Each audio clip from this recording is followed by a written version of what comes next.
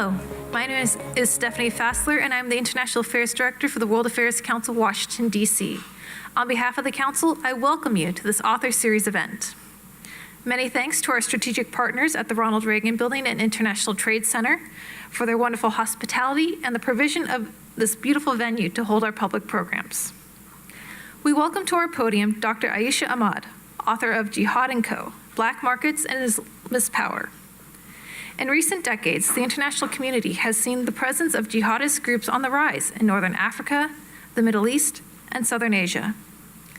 The increased presence of militant jihadist groups is one of the greatest international security crises in today's world. Such groups are searching for new forms of political and economic control within discordant communities. These coalitions have built new states out of ethnic civil wars and political tensions. Our speaker, Dr. Aisha Ahmad, will address the rise of Islamic extremists in the world using her research to discuss their growing cooperation with local communities. Dr. Ahmad is an assistant professor in the Department of Political Science at the University of Toronto.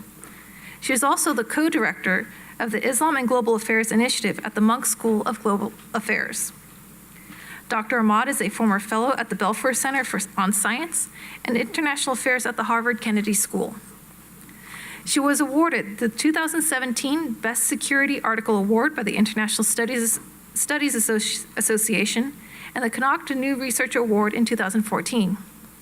Dr. Ahmad has conducted field research in Afghanistan, Pakistan, Somalia, and Kenya. She specializes on the topics of international security, terrorism, and political Islam. Please join me in giving a warm welcome to Dr. Aisha Ahmad to our World Affairs Council podium.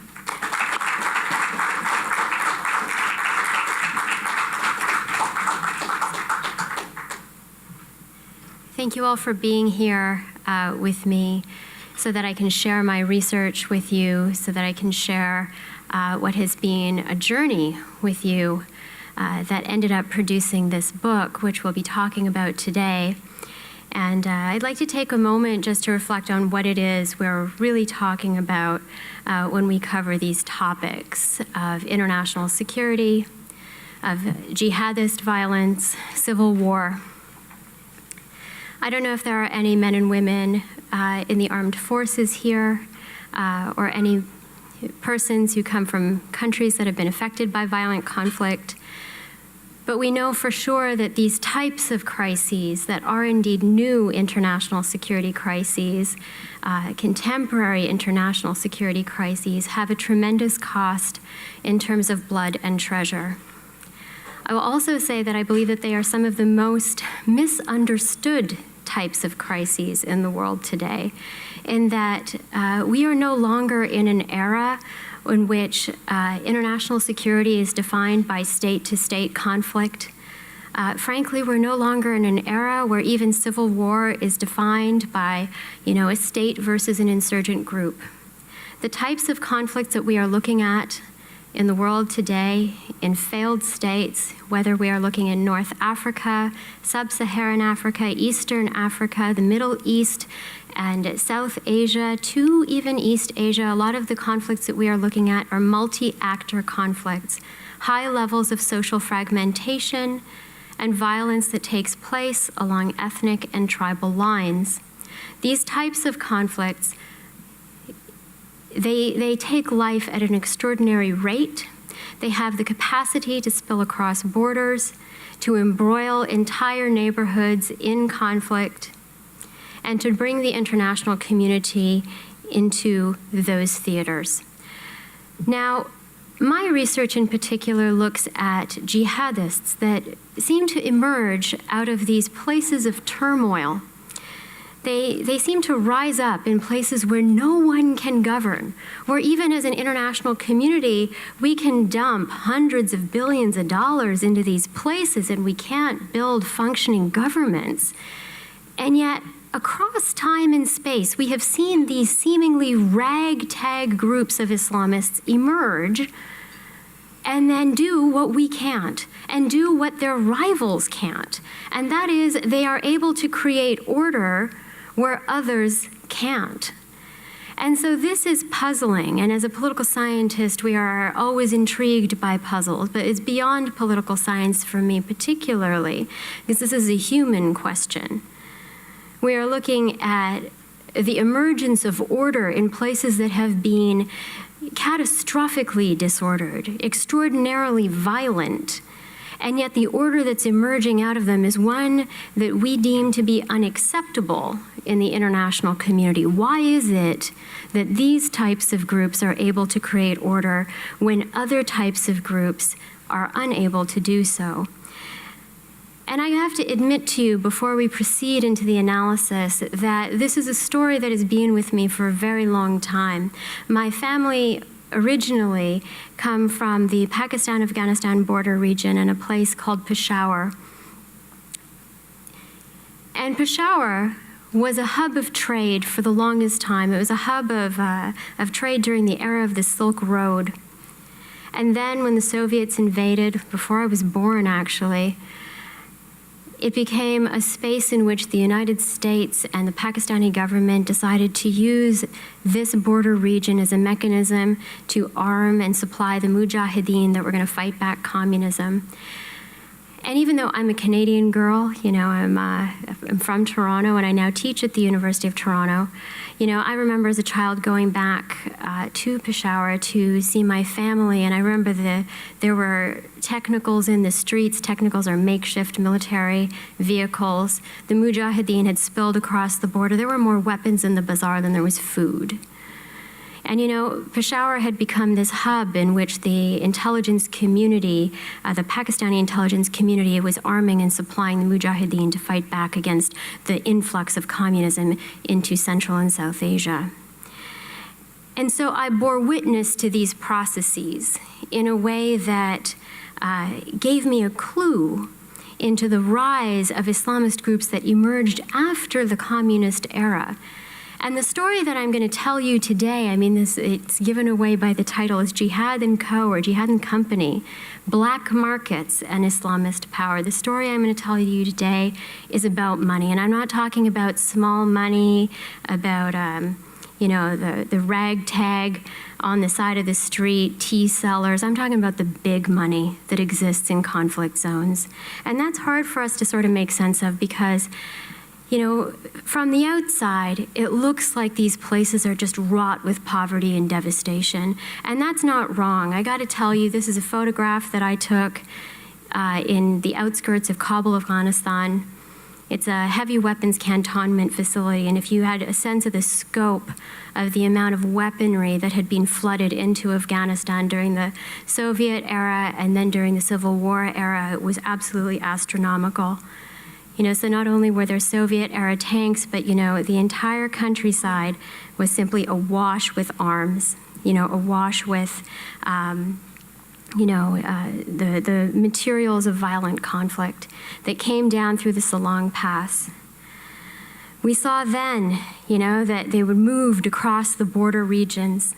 They were moved simply right across the border regions, but not directly through the main roads. In fact, the heavy weapons were coming down from the Afghan border region, but it was in fact over the Pakistani border that the small arms and light weapons were passed to the mujahideen. And so what we saw was in fact the emergence of these key smuggling conduits transforming into a channel for weapons being smuggled across the border. So you can see here from this map that the Pakistanis would bring these arms up to the border city of Peshawar, and then they would be taken by the trading community that had a long history from the era of the Silk Road until a transformative period in which they engaged in smuggling activities. They would take them to this border region, and then they would be brought to the forward servicing bases in the Pakistani border region and then smuggled to the mujahideen, who would then use them to take them across the border. You know, as an adult, I went back to these Pakistani intelligence leaders, and I had the opportunity to interview a number of key actors who were involved in the conflict during that early stage. And first, I'd like to introduce you to the late Colonel Imam, who was instrumental in moving weapons to the Mujahideen and training the Mujahideen and actively supporting them in their operations across the Afghan side of the border. And so we saw during this sort of instrumental time that the Pakistanis played a very important role in this. And here is a quote from Colonel Imam in which he says, "Most important was the logistics, getting hundreds of thousands of tons of explosives, weapons, and ammunition from various countries by ship coming to Karachi port in the south, then putting them onto trains and secretly bringing them to various places near the Afghan border, and then putting them into trucks and distributing them to the parties. I was in the field collecting people in Peshawar and Quetta, carrying out the selection of Mujahideen commanders, getting the weapons from logistics, and giving them to the Mujahideen." During the Soviet era, this was, for those of you who have seen the film Charlie Wilson's War, this was the way that communism was to be defeated in Central Asia. It was through the Pakistanis, through the utilization of these classical trading routes that moved across the border. And the result was indeed devastating. This is old Kabul. It had been shelled to rubble. And indeed, it had been shelled during the era of the anti-communist resistance, but most heavily during the time afterwards, because once the Soviet Union left Afghanistan, there was this spectacular moment of elation in which the United States and the Mujahideen and all of the allies around the world that were fighting against communism had this moment of we did it, and then they immediately forgot that Afghanistan existed. And Afghanistan quickly fell into a civil war that was dominated by those very same militias that I remember when I was a child that had shown up in Peshawar to go to the ISI to be rearmed and regrouped and sent back across the border to fight the Soviets. Those militias turned on each other, fighting a war along ethnic and tribal lines. They participated actively in fighting each other over Kabul itself and other territories across the countryside. They carved the countryside up into warring fiefdoms.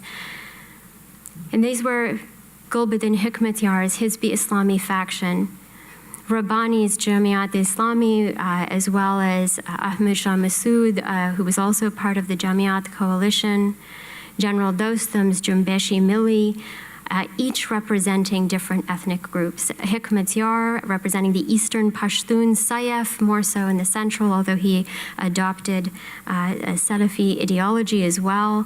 We also saw Rabbani's group was overwhelmingly Tajik, and Dostum representing an Uzbek faction. And now what this meant was that the countryside was divided amongst many, many different armed groups. And that had a tremendous impact on life itself and very much the economic life of the countryside. Because up until that point, you had an entire economy that was built off of the need to rally around fighting against the Soviets, and now we had, all of a sudden, a very high level of fragmentation. And so I'll give you one simple explanation of what it looked like, indeed from the perspective of Mullah Abdul Salam Zaif, who was an original member of the Taliban. And what he argued was that the government at that time was non-existent, that regional commanders and thieves had taken control of the area. And when a person was traveling from Kabul to Kandahar, there were about 100 checkpoints where they would take money.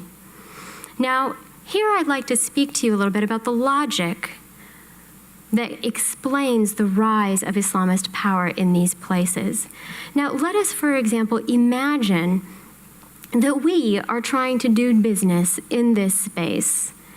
And the whole nature of a war economy is defined by fragmentation. And so say I have a sack of sugar that I would like to sell, in another territory. And I know that I can get it into that territory because I find somebody say someone at the back of the room over there, okay? Maybe Eric, who I met earlier. So me and Eric, we want to make a deal, and I want to sell my sugar to you in your territory. Now, how do we work under these conditions? In order for this to work, frankly, I need to get my regional commander, and I need to buy from my regional commander my security. And frankly, that is akin to taxes because that's what we pay our governments to do, to provide us with a safe and secure environment in which to do our business. But the problem here is that there isn't one government. There are a whole bunch of people who are offering security in this arrangement.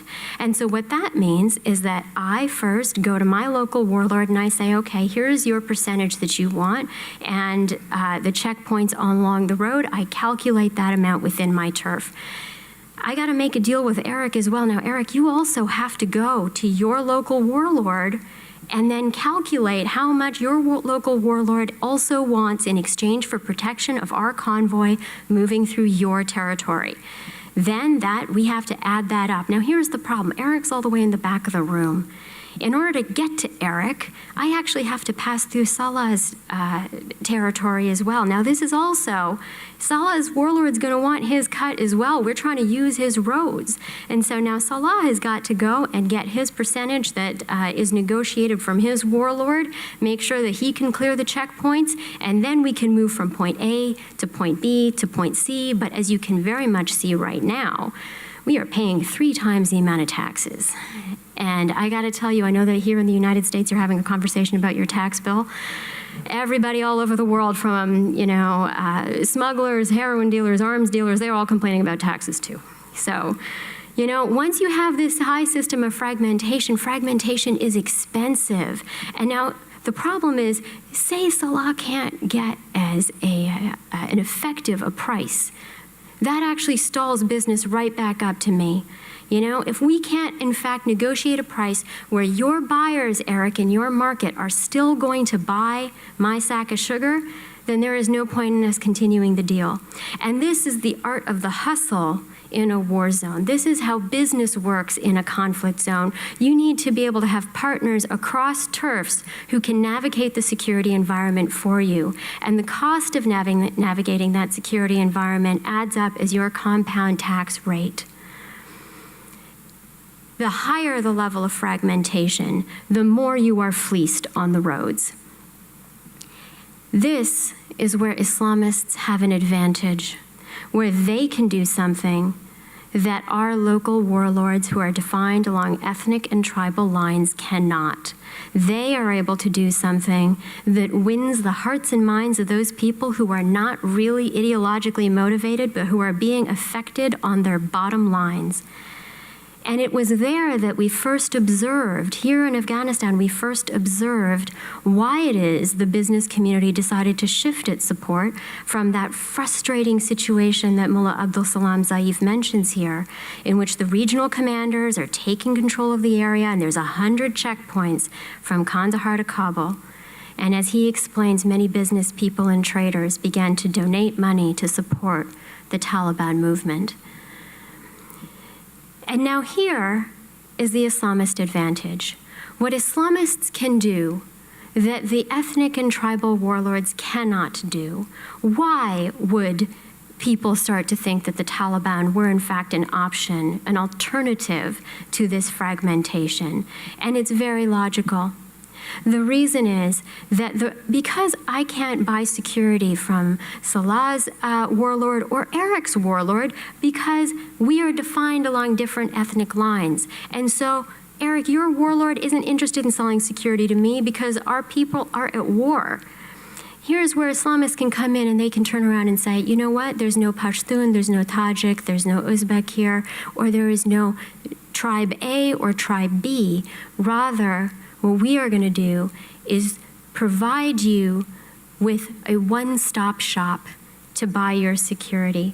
By recruiting support across ethnic and tribal lines, they can offer a lower margin across the board to those who want to buy in to their protection racket. because the ethnic and tribal protection racket, narrowly defined, inherently has a higher rate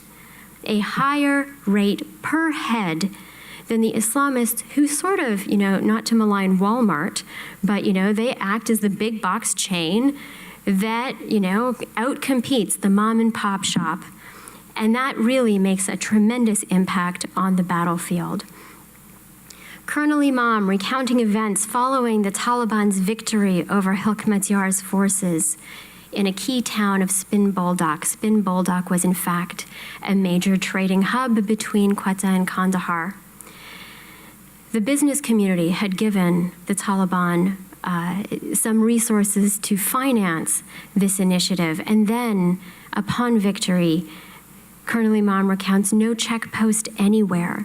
The area was clear. The transport mafia, the transporters of goods, the businessmen, they were very jubilant. They used to be paying a lot of money on the checkpost to everybody. Then they gave a big package to Mullah Omar. Thank you very much. And so we see here a tipping point, an economic logic that I first observed in the Afghan context. But I have to tell you that this is not a story just about Afghanistan. This is a story that I bore witness to across the entire world. Let's take a look at Somalia, a part of the world that has been suffering under civil war since 1991. Tremendous level of tribal fragmentation, not ethnic fragmentation. In fact, Somalia is homogeneously, ethnically Somali. But the conflict that broke down along clan lines resulted in a very similar type of story across the countryside as we see in Afghanistan during the mid-1990s. And here, this is a refugee camp in the northern region that I visited during the height of the famine crisis that was compounded as a result of civil war in the southern region, people in the hundreds of thousands running for their lives because of the lack of food, water, and because of the predation of militias in the height of that conflict. So once again, we imagine that these parts of the world are wrought with devastation and with poverty, but once again, I must stress that money does move, life does continue, and in a way, the anarchy gives birth to opportunities to do business, but that business is once again affected by these cost calculations. Take a look at this map right here, and you can see a town very far away from the capital city of Mogadishu. Now, Mogadishu is a big port city.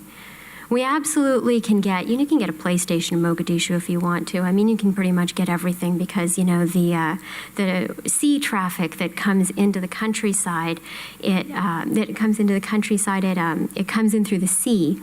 And, the difficulty is once you hit the roads, because in order to get, say, from Mogadishu all the way across the country to Bulahawa, you're looking at a very long journey through multiple turfs, from Fugoye corridor to Baidoa to Bardera, and then all the way up to Bulahawa. You're passing through multiple and competing different clan warlords who hold territory, who are once again trying to control the flow of goods through their territory and tax the flow of goods. Now, what does that look like on the ground? I've been talking to you about this abstraction, about the cost of doing business in these places, but I'd like for us to take a moment just to sort of have a sense of what life in Bulahawa looks like. And I'll have to give thanks to my very dear friend Shelley Saywell, who she and I worked together in making her documentary film, Devil's Bargain, which was a journey into the small arms market. And to do so, we got some raw footage from Bulahawa, and she's given me permission to use that. And so I'll just like to, you should definitely see her film. It was extraordinary. But I'd like to give you a sense of what Bulahawa looks like at ground level. So let's just take a quick peek into what that's like. This is just driving through Bulahawa. Because we were selling all their things in between.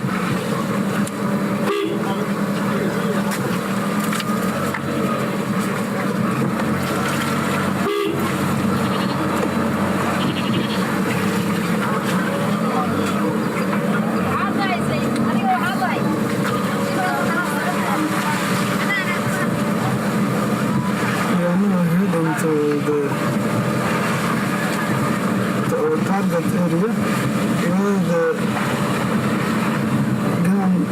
guns and weapons. So that's just a quick snapshot into what driving through Bulahawa looks like.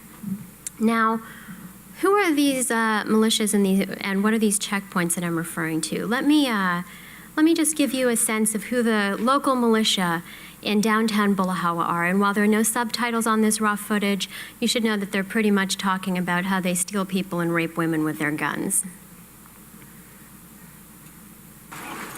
In macnaha wixii dhalinyarada ah ee qoryaha wadato aysan bambeen ku dhimin qoryahooda ilaa ay arkaan dawladda cad oo macnaha shaqaynayso wax qabad leh marka taa la arko oo dawladda ay adkaato marka macnaha qoryaha waa dhiibayna laakiin wixii ka horeeya wax qori oo dhiibayna ma laha anigana mid baan ku darsanayaa waxaan jeclaan lahaa inaan qoryahan iska dhigano haddii dawlad noo imaado inaan wax barano carruurta wax noo bartaan dadkeena shacibkana ayakana dhaqaalahooda ay kor u kacaan magaaladan kor noogu kacdo anakana aan qoryaha iska dhigno dawladdana aan sugno maxaa ku darsanaysaa aniga gabdhac wayo aniga taamalaayno suuq malaha wax gadanaya malaha marka haddii aad suuq wayso daad iska gadi lahayd haddaan suuq waylo waan iska gadi lahaa waa dhibkiisa iyo kaarkiisa maxaa markaa qaban lahayd waxaan qaban lahaa waa seexan lahaa waa iska xamaalan lahaa.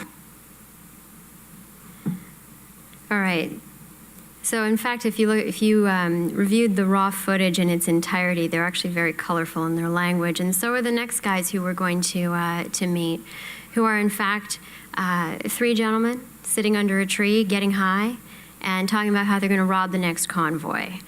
So this is what a checkpoint looks like in Bulahawa, Somalia. ama banoolanayna oo ku birisanayna ama nala tagi saas aanay la quma war Allahu akbar wada soo socona Soomaaliya inaga maana hadda waxaan reebanahay maqla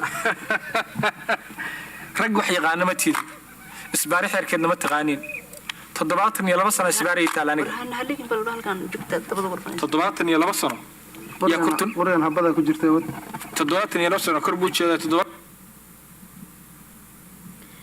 So behind all of this, I mean, that's frustrating. Who wants to deal with that every 500 meters, you know, as you're moving goods from point A to point B? And then in the midst of that, you have the poverty and the devastation and the kids who are living in rubble, and kids who are living in refugee camps. You know, imagine, is there really any money to be made in places that are so broken? And I have to tell you, yes, there absolutely is.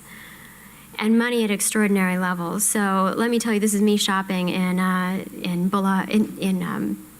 Hamarwain Market in Mogadishu, and I promise you that I didn't do this research just so I could go to the bazaar all over the world.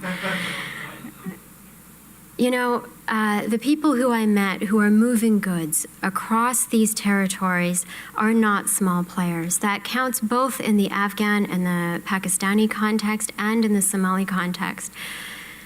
The players who are moving these goods, the ones that Mullah Zaif referred to as the ones who started to show up and give support to the Taliban, those who are moving goods across the Somali desert regions, there are people who are earning in the many tens of millions of dollars and more, who own ports, who own telecommunications firms, who own money transfer agencies, and they too are calculating their overhead and paying along the roads. So it is not just the fabric store salesperson or the tea seller, but rather those who are earning extraordinary rates. I can tell you most of the people who I met who were the real ballers, you know, the ones who can get through point A to point B to point C, and who can get their goods with a really well-negotiated rate, you know, and who are able to navigate those checkpoints and who can monopolize the markets for their particular specialty good. They do exceptionally well. I met them poolside at hotels in Dubai and Nairobi where they were living lavishly. I went to mansions in Bamako, Mali and Peshawar, Pakistan that would all make us blush. These are not small players who I'm talking about, and they, after dealing with these checkpoints and these frustrating costs for years, were entirely fed up. They were fed up in the Afghan context, and I can tell you absolutely they were fed up in the Somali context. And the head and one of the leading business associations told me that for every $100 we were forced to pay to the warlords, we could give $35 to the Islamic courts to remove them. And so once again, we see an economic logic explaining the frustration of the business class that led them very much into the arms of the Islamists who at a critical juncture showed up and said, aren't you sick of these guys? Aren't you sick of paying at every, however many meters to this checkpoint and that checkpoint? You can buy one time at a lower tax rate, and we will solve this problem for you.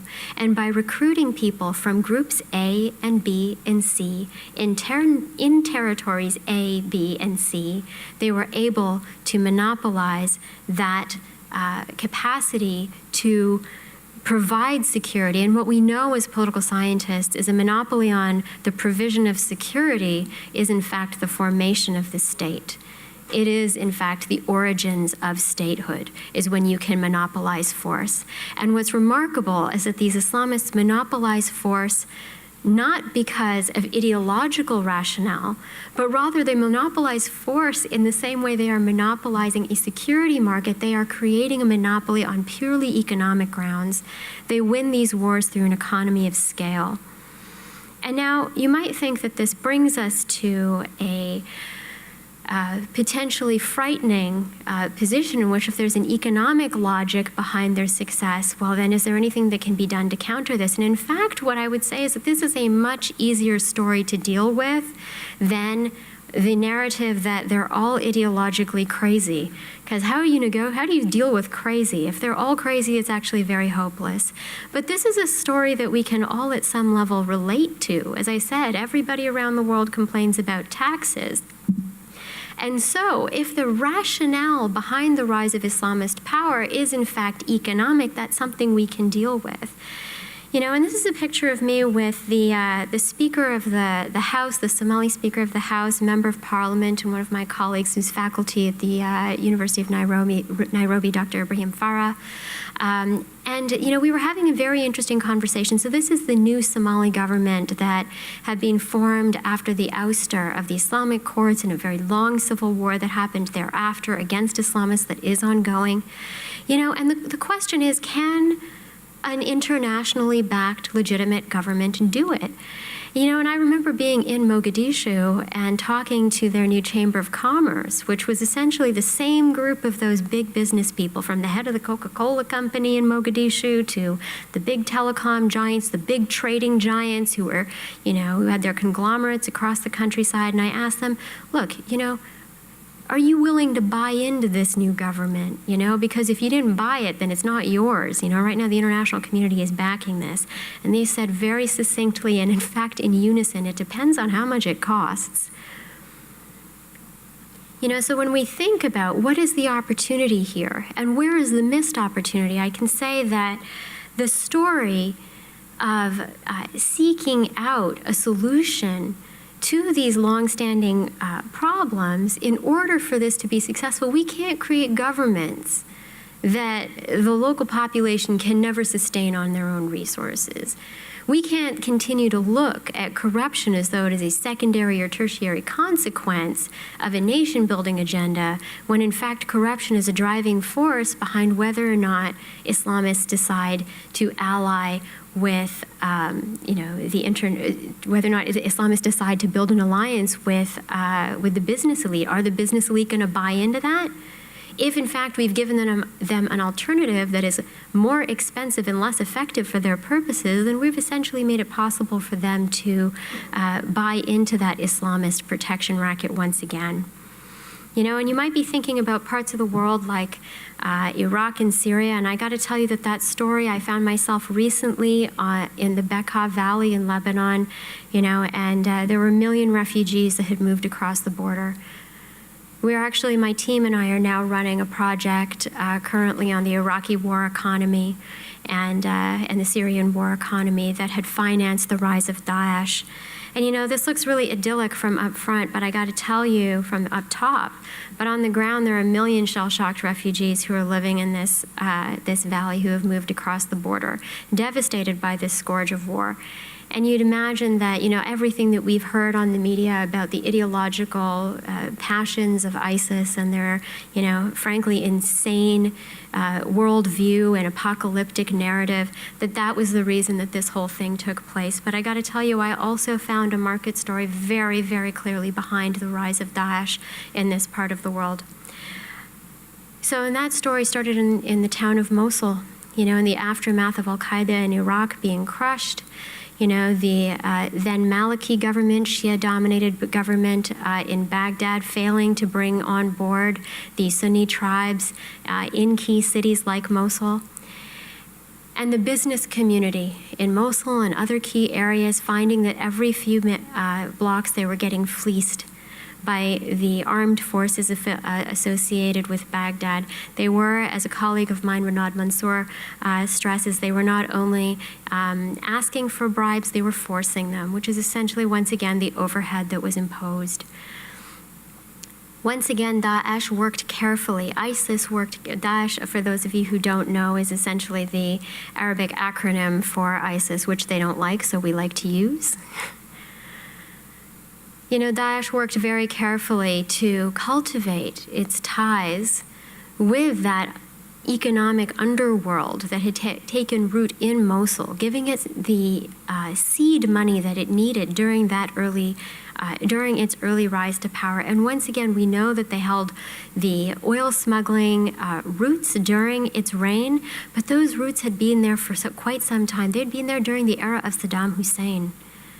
So to actually build ties with them, with those smuggling elites, they needed to be able to say, look, you're sick and tired of paying to this guy, to that guy, to the next guy. You pay one time with us and then you're clear to go. And I can tell you it wasn't just the oil smugglers, but also those involved in other types of criminal activities. Some of you may have heard that, in fact, in the city of Palmyra in Syria, ISIS put out this dramatic video about how it destroyed all of its antiquities because they were against Islam, was their big declaration. And when Palmyra was retaken, it became very clear that, in fact, they hadn't destroyed all of the antiquities. They had just put on a spectacular performance on video so that the world would think that those antiquities were gone, that they would believe that, in fact, the remaining ones must be terribly rare now, and so that they could smuggle them on the black market and sell them for inflated prices. And I can tell you this is illicit market. I never take pictures of illicit activity, but I did hold Byzantine artifacts that had last been seen in the museums of Iraq in underground smuggling markets in the Levant, And so once again, this narrative, that same narrative of it being about ideology, if we believed that from the superficial propaganda stories that Daesh had put out about Palmyra, we would have been fooled and failing to understand the true economic rationale that was driving their behavior. And now finally, I'll end with a part of the world that we often don't pay attention to, but I know that now that we have had this tragedy in Niger, more attention has been turned to West Africa and the rise of Islamism in West Africa. And this is Bamako, which is green and lush and lovely. And I like to show it because after all of this talk of violence, there's a need for a moment of peace. But the north of Mali, places like Timbuktu, Gao, Kidal, parts of the world where my team and I are currently doing an in-depth study of the war economy. That part of Mali has been dominated by ethnic and tribal fragmentation and also Islamist insurgency. And back in 2012, the Islamists indeed took over all of Mali until they were pushed back by an international intervention. And once again, the story very much at superficial level sounded like it was a story of jihadist passions, about fervent ideology. But once again, what was missing from that story was the fact that, the Islamists that moved down from Algeria into the Malian border married very carefully, the Al-Qaeda and the Islamic Maghreb faction, married very carefully into the Tuareg tribes that were well known to be deeply involved in cross-border trade or smuggling, depending on how you look at it. And so embedded did Al-Qaeda and the Islamic Maghreb become in the trafficking networks that its leader, the leader of the Al-Murabitun faction, Mukhtar Belmokhtar, actually got a nickname of Mr. Marlboro for having been the chief smuggler of cigarettes. And then cigarettes became sort of small potatoes, and in fact, Al-Qaeda and the Islamic Maghreb, in a most un-Islamic fashion, has since become a champion of smuggling narcotics from Latin America in through West Africa up towards Europe. And so the amount of wealth that has been generated by this group by monopolizing key smuggling networks has given it a tremendous advantage on the battlefield. And so we see here this very strange and unusual marriage between the mosque and the market, which was in fact the name of my dissertation. And I realized that, the mosque has very little to do with it. It is in fact the relationship, this unholy marriage between Islamists that are driven by extremist passion and business people who are primarily motivated by ideological considerations, by material considerations, not ideology. They're pragmatists. They're not ideologues. They are fundamentally interested in creating material benefit for themselves, private wealth. In fact, even the biggest supporters of Islamists have turned around and told me, oh, Aisha, we really didn't believe in any of that. We were really just looking out for number one. And so here we have the market in Bamako,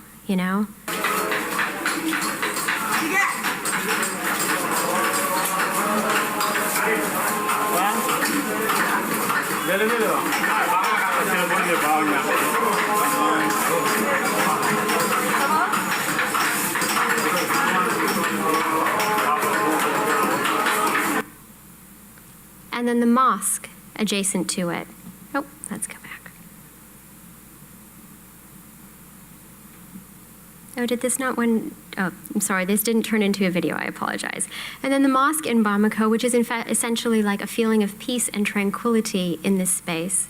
And what we find is that as these two actors come together in a way that is unexpected, it tells us a story about the rise of power in parts of the world that have primarily been explained and defined through ideological lenses, but we're missing an important story about money on the ground, which I hope we can spend the rest of the evening. I'm happy to take Q&A talking about.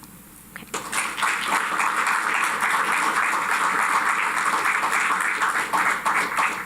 A very enlightening presentation. I learned a lot from it already. And one question I had is, historically, we find that those who pay to support these kind of movements tend not to end up so well. Have you seen cases of where, when they were looking out for number one, it turned out that number one ended up not doing so well in the end? Oh, thank you so much for that question. They always buy a lemon. It's always a bad investment. And it's remarkable how quickly they regret their decision. And so the idea at the beginning is, oh my God, this is fantastic. We're paying a lower rate across the board. They give the Islamists the ability to monopolize the security market, therefore monopolize force. They seize control, oust their rivals, and then they are the monopoly. Now, all of a sudden, they turn around and look at the group that just backed them financially and say all sorts of things like, we've now banned flying kites, or cigarettes, or soccer, or any other number of things. Or they implement a tax policy that is ridiculous. And you know what the business community can do about it at that point? Nothing. They have essentially removed all competition, and so now they're in a position where they're going to be repressed. And so absolutely the story always ends up badly for them. Now this is super interesting because on the one hand, people do have sort of short-term memories. You voted for it and then you were unhappy and then you vote for something else and then you vote for it again because you think you didn't like the other one. So that doesn't mean that they're never going to buy into the Islamist protection racket again, even though they've been burned. But this does matter because if we look at the case of ISIS getting pushed out of Mosul, the business community that was thinking that this would be a really great deal are not happy. They got fleeced really hard. Once ISIS took over, they taxed everything, including the air. So it was over the top, and now the business community have a very bad relationship with them. So whether or not they can win them back, it may be a question of a combination of coercion and also, you know, trying to, like, it depends on how badly the next interaction goes. If the next incarnation of government is even worse than ISIS, then maybe they'll have the opportunity to come back and say, was better with us. But absolutely, they always find that they were disappointed.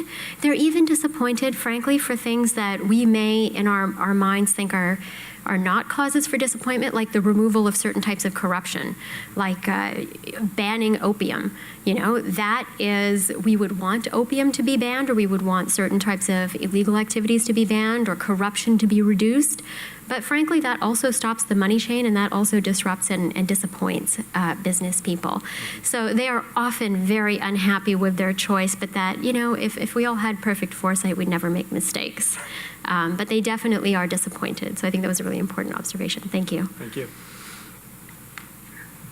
Thank you for your research. The question that I'm thinking about is the opening point that you made about the failure of government to govern in these situations, and the lessons that you draw from your research about what possibilities there are for dealing with this through legitimate government. And so what solution do you see to the problem you identified of, is it really as simple as you've described, that it's an economic problem without a foundation of conflicting ideologies? So none of these groups emerge in parts of the world that are happy. And so, I mean, a necessary prerequisite is for there to be some element of political crises, and we see this take root in places where there's state collapse and civil war. And so, absolutely, there are political and identity-based conflicts at play in the theater. What is important to remember, though, is that you can't actually win a war unless you have the money to buy the bullet to go in the gun and pay for the foot soldier to be able to eat, to sustain himself on the battlefield. It simply isn't possible on passion alone. And in fact, there are other cases of groups that, you know, what you would imagine seemingly should have won on the battlefield, but they didn't. And so what I'm saying is that this economic logic explains why this ideologically and identity-based motivated group of Islamists is able to compete well in this space, because at the end of the day, a civil war is a competition. And so absolutely, I agree with you that there are complex ideological factors at play, and there are multiple identities in the theater. What is interesting, however, is that across time and space, we do see that this type of group competes well, and they compete better than other groups that should have been winners. For example, Hikmatyar's faction in the Afghan conflict was very much favored by the Pakistanis. They wanted to throw money behind them to buy the bullets that went into the guns so that Hikmatyar could win on the battlefield, but he represented the Eastern Pashtuns. He couldn't reach across his narrow identity group. What the Islamists do is they leverage identity in such a way that gives them material benefits that allow them to outcompete groups that don't have access to that kind of cross-cutting identity. And that's interesting because this is always taking place in parts of the world where there aren't senses of nationalism. You know, like there isn't a strong sense of what it means to be Somali. People are either Darod or Hawiya or Isaac, or, you know, or a sub-clan, you know, and they identify on these narrow lines. And the sense of a secular national identity is very weak. And so what Islamists can do is they can leverage an existing identity that exists across society to take the place of that national identity so that they can leverage that identity across those divisions. And that is a material benefit that they're able to use to advance their cause, their ideological cause. So I completely agree with you that that is a complex landscape. One other thing I will say is that it does make it difficult for the international community to sponsor state-building initiatives in which you're trying to create a sense of cross-cutting nationalism and nationhood, building that identity out of in a context where it doesn't really exist. I mean, I can tell you I'm Canadian, so in Canada, we didn't have a big revolutionary war to make us all feel like we were Canadian. And so, so you know what our government did is we got this thing called Hockey Night in Canada. And so people from coast to coast, what do I have in common with someone living in Saskatchewan or the Yukon territories? Like there's this imagined sense of nationhood that we all have to buy into so that we participate in a common political project, right? And so what does that mean in Afghanistan? I can tell you the Afghan government has tried things like, sports or other mechanisms to create a national identity. But when people's identities are very, very local or on ethnic or tribal lines, and an Islamic identity is something that people share, there's an automatic advantage that Islamists have in cultivating that kind of Islamic nationalism, as opposed to what the international community has to do, which is try to figure out how to create Somali nationalism or Afghan nationalism that centers around the state, which is a different kind of challenge, and it's definitely one that requires creative juices. I mean, I'm not sure that Hockey Night in Canada is going to work all in parts of the world where there's been civil war. One of the things that I found terribly interesting about this is to move it from sort of the battlefield to the economy.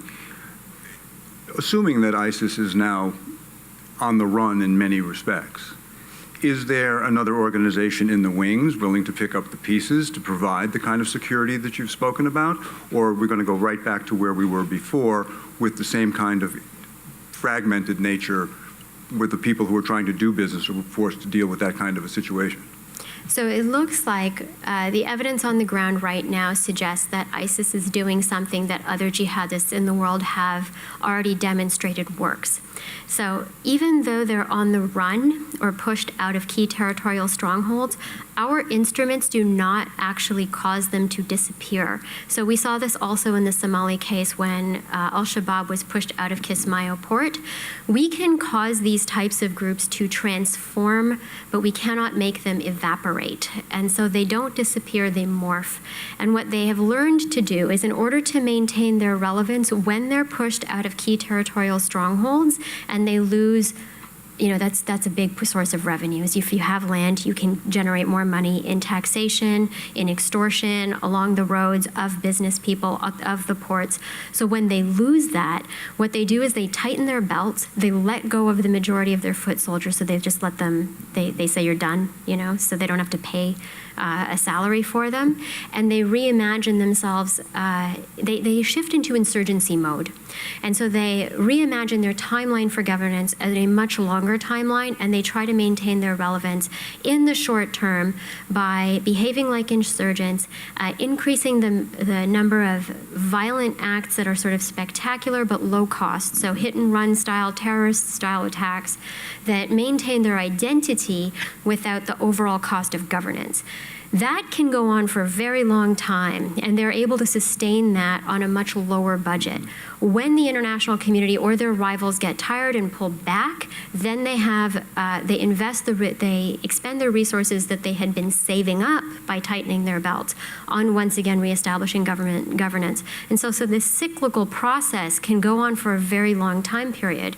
So ISIS will transform, but it's not clear that it will disappear. Now, the Al-Qaeda brand might resume being a dominant brand in the global jihadist sphere, but it's not clear that ISIS will evaporate. In fact, if anything, it's moving its center of gravity into North and also West Africa, looking for other opportunities. So from big box to boutique.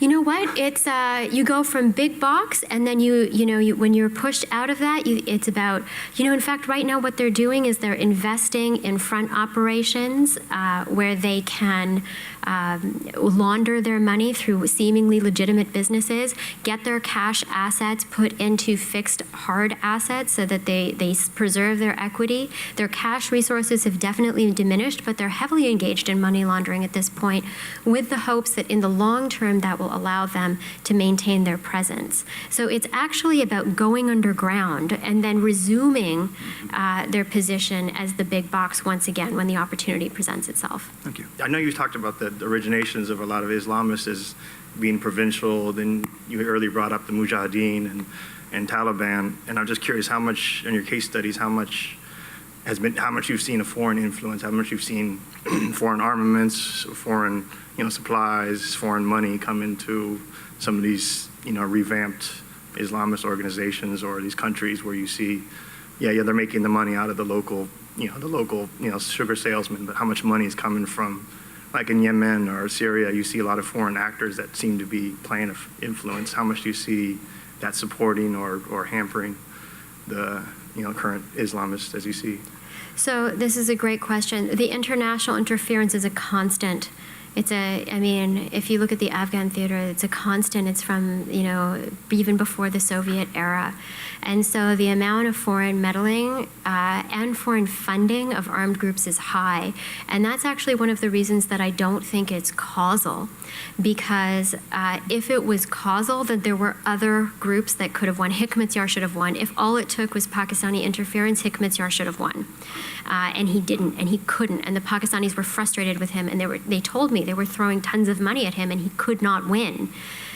And the Taliban had to court the Pakistanis away from Hikmatyar, and they didn't at first get Pakistani support. At first, they got local support. And that's actually important even if we think about it from a social science perspective, because in the same way that our hundreds of billions of dollars dumped in from top down are not creating states, why are our hundreds of billions of dollars not creating states when these ragtag groups of armed forces can get local money from the business community at a fraction of the price and they're creating order? How are they doing that? The social science literature does give us some clues on this, because what we know is that order is created through a social contract between citizen and state, between warlord and subject, between the one who pays the tax and the one who offers the security. And we can't parachute that in. When we try, we create the equivalent of rentier states. We create the equivalent of a state that has an oil base and then it's not responsible to its citizenry. And so the order-making social contract doesn't emerge. And so while there is a ton of external money that comes into these theaters, at the end of the day, it doesn't do the same thing that money that is created, that order that is created out of a social contract between citizen and state, between business person and political elite. It doesn't create the same type of order-making outcome. Now, what it does do is it does other things. Like, for example, it liberates, external money liberates the armed group from establishing a social contract. So if you have the money from outside, then you don't actually need to negotiate with your local partners. You can buy the bullet that goes into the gun, but you're pissing everybody off, and then they also have resources, and they're the only people who can vote with their dollar. Okay, thank you. Okay. Jay, thank you for a very informative talk, and you certainly gave a different presentation that people are used to. But to look at the world, it seems that the most incipient relation between these extreme Islamics and the government was in Saudi Arabia, where the Wahhabis really gave security to Saud, and some people say still today. And Saudi Arabia has been accused of helping the Taliban, helping some of the insurgents in Iraq, and helping maybe al-Nusra, if not ISIS. So I was wondering if you look for a wellspring for all of this and what has to be done today, maybe it sounds a little extreme for me to say and for you to answer, but would you think attention to what is happening past in Saudi Arabia and what is happening today needs attention of the world? Saudi Arabia is absolutely a great power. Thank you for this question. Really important. It's a great regional power. Between Saudi Arabia, Iran, and Turkey, those are three key states that influence the politics of the entire Middle East region. That said, Saudi Arabia, in all of its bizarre politics, one of the most unusual things about it is while the overwhelming majority of 9/11 attackers were from Saudi Arabia, the Saudi government is also on the hit list of these groups. So groups like Daesh or Nusra or Al-Qaeda, they see the Saudi regime as illegitimate and a puppet regime of the US government. And so while there are actors within the Saudi theater who clearly have sympathies because they have, covertly supported those groups in the past, the government itself is in a cushy position of wanting to maintain its, American alliance. It definitely is perceived by jihadists as being a puppet government that isn't genuinely Islamic or isn't a reflection of their ideals in the least. And even though they're Wahhabi, I mean, and they've exported Wahhabi doctrine all over the world in a way that has had very dramatic effects for political Islam around the world. The version of Salafi Takfiri doctrine that the jihadists have adopted rejects them as well. So the type of ideology that these extremist groups now have, in fact, says that anyone other than they themselves is excommunicated. And so the Saudis would also be on that list of group that there's no friendship between the Saudis and Daesh. I mean, Daesh its position is to overthrow the Saudi regime and to essentially create a monopoly of themselves around the entire Muslim world. And so that's clearly not in Saudi Arabia's interests. That said, because you have these three great powers of Turkey, Iran, and Saudi Arabia operating in this theater, in all contexts, whether you're looking at South Asia, whether you're looking at the African continent, whether you're looking at the Middle East, great powers do engage in proxy warfare to balance against each other with little regard to the impact of the individuals who are living in those theaters. They may back a proxy without even caring about the ideology too much so of the group that they're backing, hoping that it will balance against their great power rival. Thank you so much for your presentation. It was really interesting. And I had a question more about your research process. And I was wondering if you could talk a bit about the experience of doing research on an issue like black markets or illicit finance that is not necessarily on the cover or something that always happens in the open. So what was that like, and what were some of the challenges that you encountered, as well as perhaps some surprising realizations in that process? So I will say that being a petite Muslim feminist woman is not an easy thing to be in these spaces. But what I will also say, this is an ordinary thing for a girl to be doing, for sure. That said, I think there's definitely a way to do this sort of research such that it is ethical, that it is appropriate. I was never anywhere where I wasn't a guest. I was always invited. And I framed my questions in such a way where I never asked anybody to implicate themselves. The ISI went completely on record when I spoke to them. Hamid Gul, Colonel Imam, Asad Durrani, General Uraksai, they were very, very polite and candid.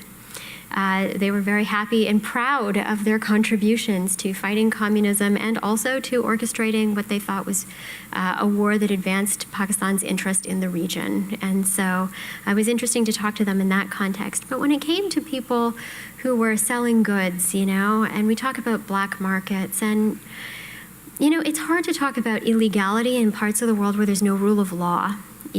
So there are people. I met someone who both sold regular medicine and counterfeit medicine, that killed people. And in his mind, it was, I sell from quality A to quality D. And it's like, well, quality D kills people and should be illegal, but there's no government, right? And so, although I'm going to tell you my editor would not have accepted if I wrote Jihad Co, Gray Markets and Islamist Power. That was not a good title. So there's both illicit and illicit trade. And, you can do well across the board. Yes, illegal business, or we're calling it illegal in places where there's no rule of law, but businesses that we all consider to be illegal can be very lucrative in parts of the world where there is no rule of law. That's one of the biggest opportunities. Yay, the state has fallen. We can do whatever we want, right? No one's going to arrest you for it. But at the same time, people need clothes, they need sugar, they need tea, they need electronics, they want cell phones. The cell phone towers across Somalia, I mean, they have some of the most innovative technological advances that I've seen in East Africa simply because they have to operate in the absence of a government. And so this entrepreneurial spirit really emerges. And so in talking to these people, I wasn't interested in going into any place and saying, tell me about the illegal things you did today. I mean, I'd ask them, how's business and what's frustrating you? And they tell me about as I said, everyone wants to complain about their taxes. If you ask them how high your taxes are, they'll talk for an hour, And so in that sense, I always thought about, what is easy for them to talk to me about? And instead of asking them about their business, I'd ask about business as a whole, I'd ask them to speak from a place of their expertise. And I really genuinely believe in the research ethics process in doing work in conflict zones because, these are also people who, if you sit down and get to know them, as difficult as it can sometimes be, especially as a feminist girl, they might say things that shock and appall you. But if you really get past that and listen to their stories, they are human beings living under extraordinarily difficult circumstances. And I'll finish just by saying that, the last time I presented a talk in Ottawa, I had a member of the Canadian Armed Forces write to me afterwards and say that she had been posted in Kandahar and that my research had helped her make sense of some of the challenges she faced there as part of the provincial reconstruction team. And that she met a man who, on his way into town, he would bring melons, and the Afghan National Police would take his melons as tax. And on his way back home, they would take his money that he had earned from selling the remaining melons that he had, and he would go home with almost nothing. And then she said, now he grows opium for the Taliban, and that your research really helped me to understand why this was happening. And so these are human beings who are trying to navigate incredibly difficult conflict environments. They're the ballers who are, really good at moving from point A to point B to point Z, and then there are those who are getting ripped off of the side of the road, and all of these things construct the war economy that then shape conflict dynamics on the ground.